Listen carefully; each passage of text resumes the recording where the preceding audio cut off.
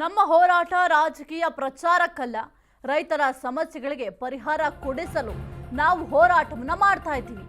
ನಮ್ಮ ಹೋರಾಟ ಕೇವಲ ರಾಜಕೀಯ ಪ್ರಚಾರ ಮಾಡಲಿಕ್ಕಲ್ಲ, ರೈತರ ಸಮಸ್ಯೆಗಳೇನಿದ್ದಾವೆ ಆ ಒಂದು ಸಮಸ್ಯೆಗಳಿಗೆ ಪರಿಹಾರ ಕೊಡಿಸೋದಕ್ಕೆ ನಾವು ಹೋರಾಟವನ್ನ ಮಾಡ್ತಾ ಇದ್ದೀವಿ.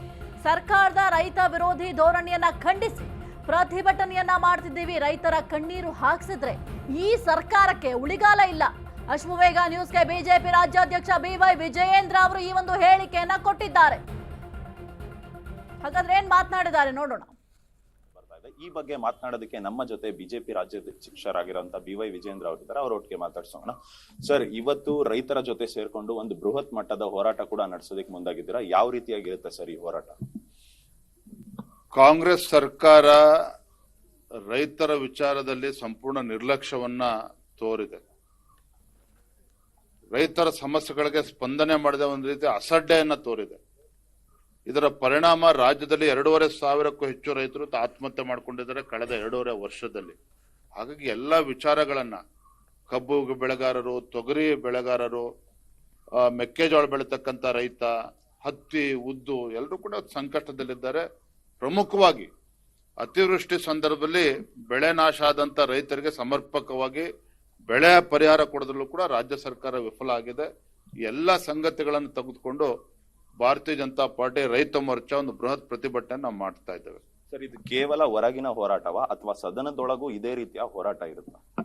ನಾವೀಗಾಗಲೇ ನಿಶ್ಚಯ ಮಾಡಿದ್ದೇವೆ. BJP as well as JDS ಎರಡೂ ಪಕ್ಷದ ಪ್ರಮುಖರು ಚರ್ಚೆ ಮಾಡಿ ಮಾನ್ಯ ಕುಮಾರಸ್ವಾಮಿ ಅವರ ಹತ್ರನೂ ಕೂಡ ಚರ್ಚೆ ಮಾಡಿದ್ದೇವೆ.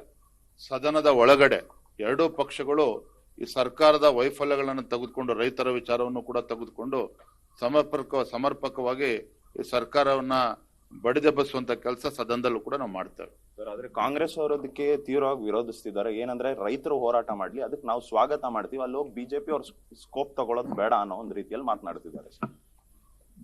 ನಮಗೆ ಸ್ಕೋಪ್ ತಗೊಳ್ತಕ್ಕಂತ ಅವಶ್ಯಕತೆ ಇಲ್ಲ. ನೀವು ಸರ್ಕಾರ ನಡೆಸ್ತಾ ಇದ್ದೀರಿ.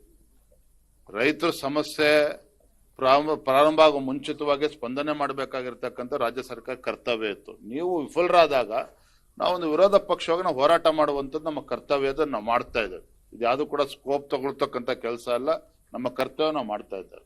ಸರ್, ಕೇಂದ್ರದಲ್ಲಿ ಕೂಡ ಅಷ್ಟೇ ಪಂಜಾಬ್ ಮತ್ತೆ ಹರಿಯಾಣದವರು ರೈತರು ಹೋರಾಟ ಮಾಡಬೇಕಾದ್ರೆ ಕೇಂದ್ರದಲ್ಲಿ ಬಿಜೆಪಿ ಸರ್ಕಾರ ಇತ್ತು, ಅವಾಗ ಸುಮ್ನಿದ್ದು.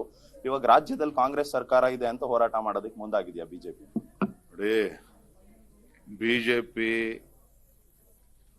ರೈತರ ಪರವಾಗಿ ಯಾವತ್ತೂ ಕೂಡ ನಿಂತಿರುವಂಥದ್ದು.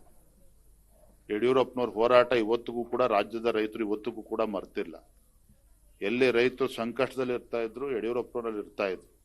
ಇವತ್ತು ಪ್ರಧಾನಮಂತ್ರಿ ನರೇಂದ್ರ ಮೋದಿಜಿಯವರು ಕೂಡ ರೈತರ ಆದಾಯವನ್ನ ದ್ವಿಗುಣ ಮಾಡಬೇಕು ಅನ್ನೋ ನಿಟ್ಟಿನಲ್ಲಿ ಅನೇಕ ಕಾರ್ಯಕ್ರಮಗಳನ್ನು ಕೂಡ ನೀಡ್ತಾ ಇದ್ದಾರೆ. ಆದ್ರೆ ಇದು ಯಾವುದೂ ಕೂಡ ಸಹಿಸ್ಕೊಳ್ದೇನೆ ಈ ರೈತರ ಬಗ್ಗೆ ನಿರ್ಲಕ್ಷ್ಯವನ್ನ ತೋರ್ತಾ ಇರುವಂತ ಕಾಂಗ್ರೆಸ್ ಸರ್ಕಾರ ಇವತ್ತು ನಿಜವಾಗ್ಲೂ ಕೂಡ ಒಂದು ದೊಡ್ಡ ಅಪರಾಧವನ್ನ ಮಾಡ್ತಾ ಇದೆ. ಹಂಗಾಗಿ ಇಂತಹ ಸರ್ಕಾರವನ್ನ ಇವತ್ತು ಯಾವ ರೀತಿ ಬಡಿಬೇಕು ಅದು ಆ ಕೆಲಸನ ಭಾರತೀಯ ಜನತಾ ಪಾರ್ಟಿ ನಾವು ಮಾಡ್ತಾ ಇದ್ದೇವೆ. ಸರ್, ಸದ್ಯ ರಾಜ್ಯದಲ್ಲಿ ಕುರ್ಚಿ ಕಚ್ಚಾಟ ಎಂಬ ವಿಚಾರ ಕೂಡ ನಡೀತಿದೆ. ಇದರ ಮಧ್ಯದಲ್ಲಿ ನಿಮ್ಮ ರೈತರ ಹೋರಾಟಕ್ಕೆ ಎಷ್ಟರ ಮಟ್ಟಿಗೆ ಸಕ್ಸಸ್ ಸಿಗ್ಬೋದು ಅನ್ಸುತ್ತೆ ನಿಮಗೆ?